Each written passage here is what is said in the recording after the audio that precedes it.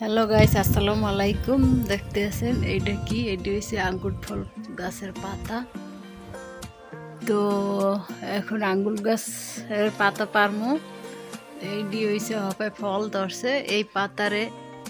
ওরা আবার বট্টে বট্টে এইটির ভিতরে চাল ভরে রাঁধে। তো দেখছেন কি সুন্দর গাছ, কি মোটা মোটা হয়েছে ডাল। তো এখন এই পাতাগুলো ছেড়বো সব ছিঁড়া। আরে এগুলো আবার কিভাবে খায় এটা আবার আপনাকে দেখাবো।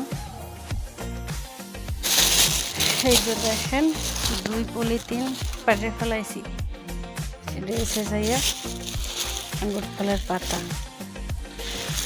তো এটি কীভাবে খাইতে হয় এটাও দেখাবো, অপেক্ষায় থাকেন।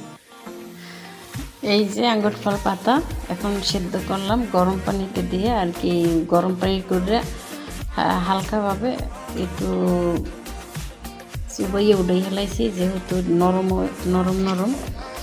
তো এরপরে এটার ভিতরে দেওয়া হয়েছে টমেটো, আর দেওয়া হয়েছে পেঁয়াজ, এর ভিতরে আছে আরও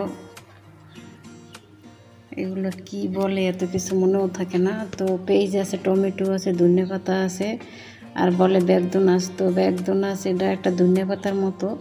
তো এটার সাথে জয়তুন তেল আছে, এটা দিয়ে মিক্স করা হয়েছে।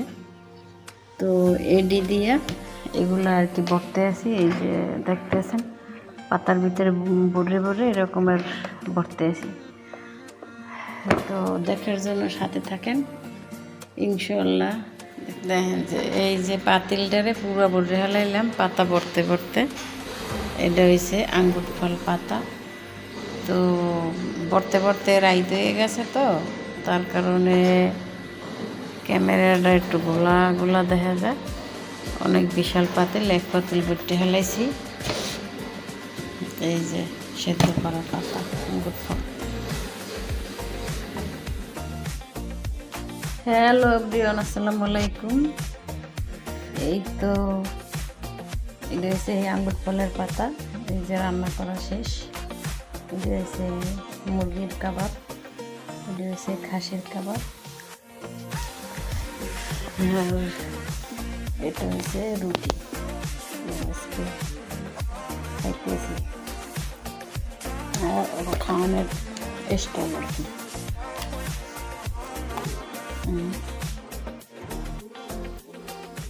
এটার ভিতরে এমন লেবু দিয়েছে, আঙ্গুর ফল পাতা এমনি টক, আরও দিয়েছে লেবু।